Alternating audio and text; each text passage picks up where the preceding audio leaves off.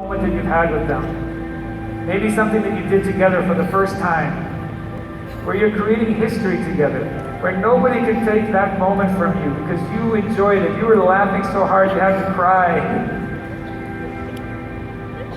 Maybe there was sorrow and you hugged each other and you were there for each other until the sorrow had passed. And I want you to feel that friendship. Because here's what we found, is that over time, the luster, the shiny things, the luster of material things, the house and the car and the one watch or the two watches, that fades to nothing. But the well-being of your friends and your family grows to mean everything. See, in your final days, what will you want? Will you want to hug the college degree that you have in the walnut frame? Or will you want to be asked to be carried out to the garage so that you can sit in your car one more time? Or will you be wanting to find comfort in looking at your bank statement one more time? And of course the answer is no. Because what you'll want at that moment in your final days is you will be wanting to be surrounded by the people who you love, the people who you're in relationships with, the people who matter the most. And I want you to think about this. If they're going to matter the most to you at that time, shouldn't they matter the most to you today? See, that love that you're feeling, I want you to take yourself into the future now. I want you to think about the moments that you're going to have with those friends and the new friends that you make as you help your friends and you make new friends, and the special moments and history that you're creating, and the things that you'll do for the first time as you have success, and the laughter and the crying of your journey and your adventure. I want you to imagine being on the stage when there's 50,000 people in the audience, and you're one of the people that walks across and says, I put in the work, I went on the adventure, I laughed, I cried, and I made it. And here's the team that made it with me. I want you to take yourself into the future and understand that maybe you impacted one person, or maybe see yourself impacting 10 people, or maybe 1,000 people.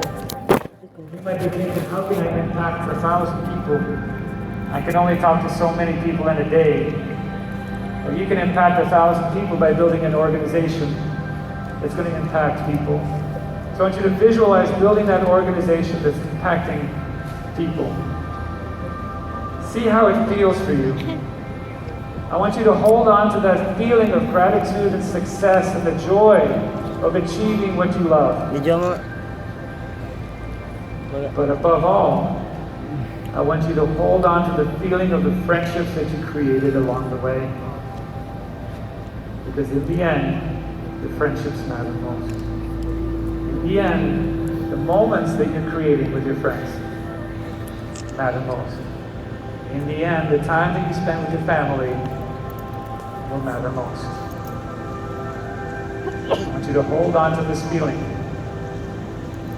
I want you to lock this feeling into your heart for when you need it, when you leave the arena, the Freedom Arena, and the world of craziness out there hits you. You will have this sense of purpose. You will have this sense of helping your friends. You will have this sense of wanting to make more friends. Because in the end, you'll know that this journey is all worthwhile when we help more people. So you can take your hand off your heart. You can slowly open your eyes. I want you to turn to the person to your right or left and just give them a big hug. Because they need it at this very moment. They need a hug. If you feel like telling them you love them, tell them you love them. It's okay. Love is a beautiful... Love you, bro.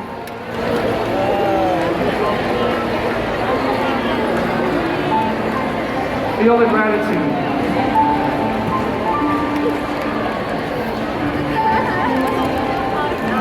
Ay, natulog.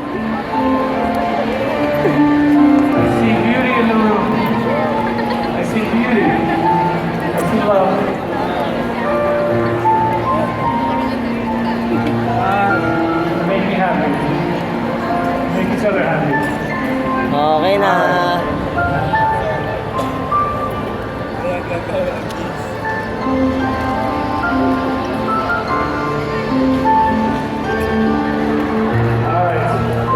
Music down. I have a few more things I'd like to share with you before our time is over.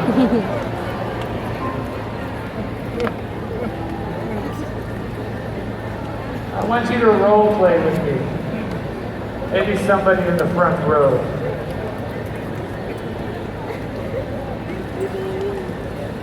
I feel it. You feel it? This is what our business is about. The numbers, the recruiting, all that is great. But ultimately we have to put heart into it. People will feel it. So when we're building a friendship with somebody, I call it building history together. How many of you have a good friend and you've built history together over 5 years or 10 years? Maybe you've lost them, or maybe they're with you. But here's a question for you. If I came to you right here in the front row, and I told you, I said, you know, I need a friend that I have a lot of history with for 10 or 15 or 20 years, and I haven't known you at all, we just met. Can I buy a friendship with you for $100? Well, I could buy it, but we wouldn't have the history, would we? We wouldn't have the history together. You can stay there. So I'm going to ask him. I'm going to say, for $100, can we buy a friendship? Can I buy a friend for $100? No. I'll give you a hug. Give me the hug.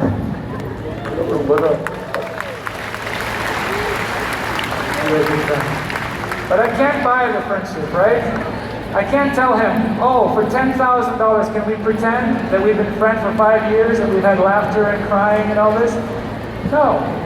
Can I say for $1 million? It doesn't matter how much I ask him. I can't buy that. Right? So we hold friendships dear. You're beautiful, man. You're beautiful. Everybody, love your mother. Do much for your mother. Do much for your mother.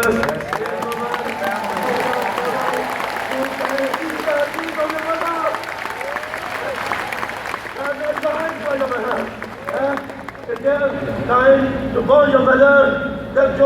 Take action. Take action for your mother. Take action for your mother. Can you feel it? Give him a hand.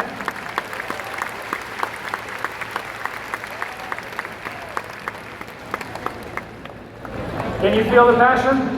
Yes. That's who you want to join, right? He has purpose. The happiness of his family is his purpose. The happiness of your friends is your purpose. Understand that if you build a friendship for 5 years, 10 years, 15 years, don't waste that friendship because they stole a distributor or whatever in your mind. Hold the friendship worth more than any small issue that could have broken that friendship. Can we make that agreement? Because you can't buy that back. Once the trust is broken, it's over. Right? That's not easy. That's not fun. So on your path, do you think there might be some problems?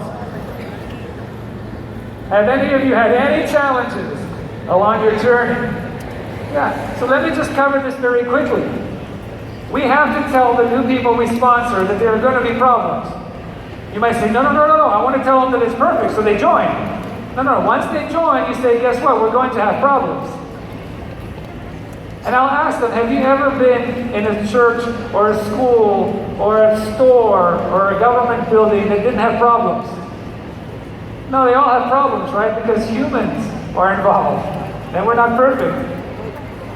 So the reality is if we tell people there are going to be problems, the first time they have a problem, we can tell them what? I told you. And then I'm going to tell them there's going to be bigger problems. They're going to say, really? I say, yeah, there are always going to be problems. You see, the bigger the leader you are, the bigger the challenges that you take care of. So with problems, here's the reality. Sometimes we want to look at other companies. Sometimes we want to look over here because that seems shinier. You know, the grass is only greener because it's fake on the other side. Right? They're just painting it. Every company has problems. I've been all over the world. I've seen hundreds of companies inside direct selling, and I promise you, all of them have problems because they're all run by human beings. So instead of looking for a perfect company and wondering, am I in the right place? Just agree and say, I'm going to pick a company to have my problems with, that's here, right? And I'm going to go to the top because it's no different anywhere else. Everybody has problems. So accept that we don't succeed because we don't have problems. When you look at the top leaders, you think, oh, they don't have problems, so they're successful. No, they succeeded in spite of the problem, right? They had problems, but they succeeded in spite of the problem. They overcame the problem. They said, I'm going to do this. And look at it this way. The Pope, he has a lot of resources. Would you agree? Access to money, access to power. The President of the United States, he has access to a lot of power, resources, money, more than any of us. Would you agree? And can they solve their problems, all of them? No, we have limited resources. Why do we think we can solve all of our problems? So the problems are not the problem, are they? It's the way we look at the problems that's the problem. So nobody got rid of your friends that try to tell you not to be here. Because I know every one of you, all the way up there at the top, wave to me, way up there at the top. Hi, I see you. I know that all of you had a challenge to get here. Something. You had to find a babysitter, you had to go through traffic, you had to rearrange a schedule. Some of you flew all the way to the other side of the world. I know what that's like. Right? Some of you are in a hotel room with 5 friends. I've done that. Every one of you have had a challenge to get here. Would you agree? Right? You didn't solve all those problems, you just made it here. And there are people inside the company that didn't make it here that have the same problems and they decided that was going to be the reason they didn't show up.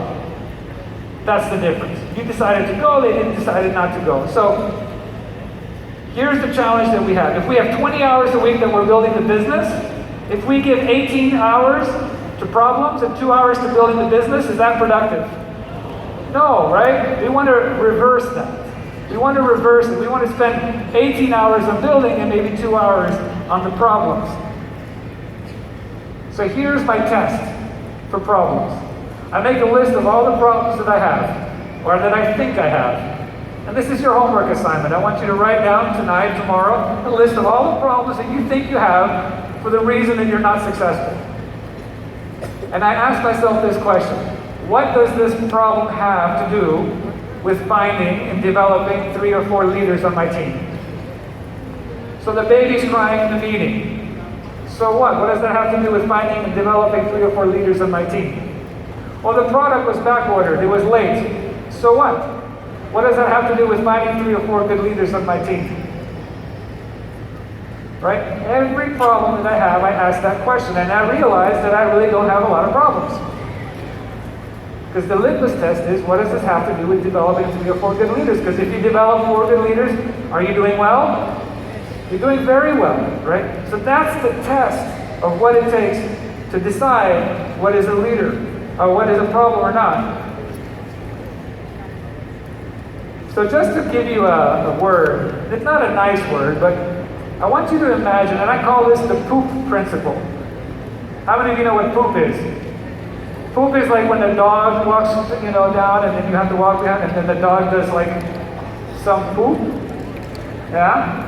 So imagine that we're walking on a sidewalk or the street, and we're minding our own business with our phone, and we're walking along, and all of a sudden, we see some poop, some dog poop. So what do we do if we're not leaders? We look at it, we get down on one knee, say, look at this poop. We smell it, oh, it's fresh. It's fresh poop. Find a stick, put it in there, it's fiber.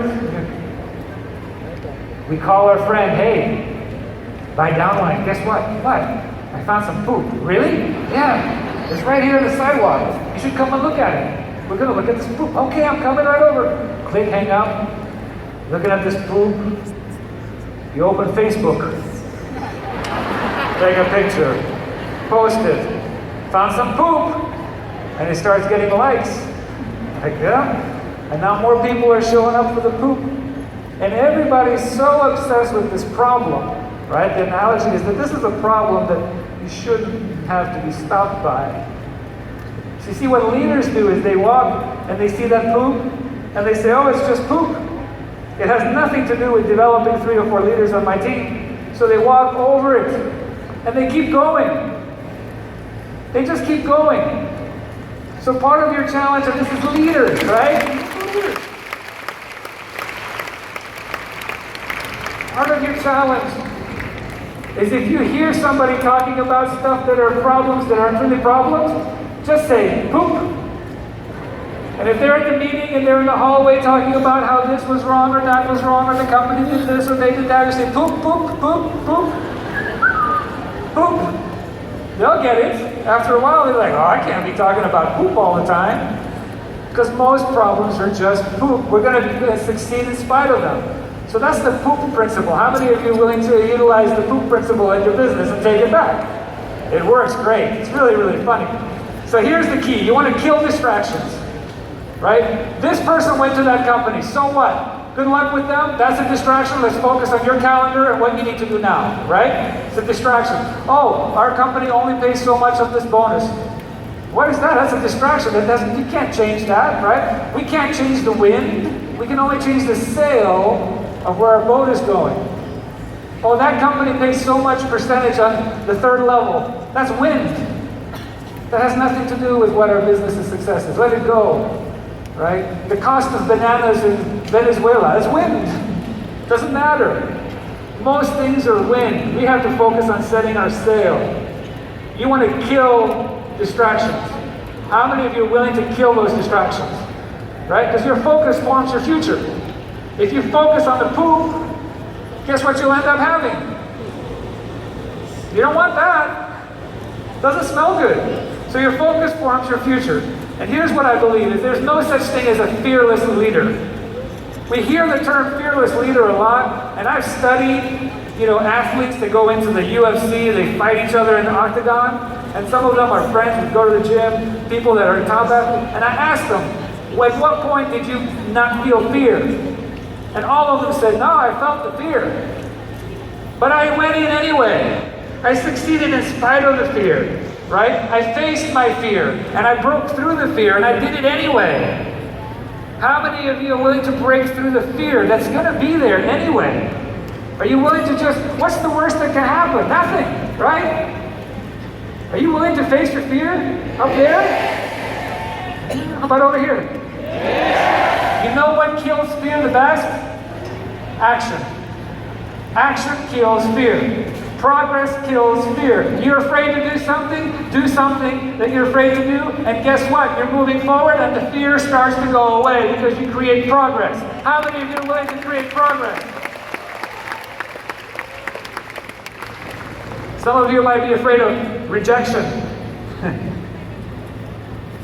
You know what? Building this business with a fear of rejection is like trying to go swimming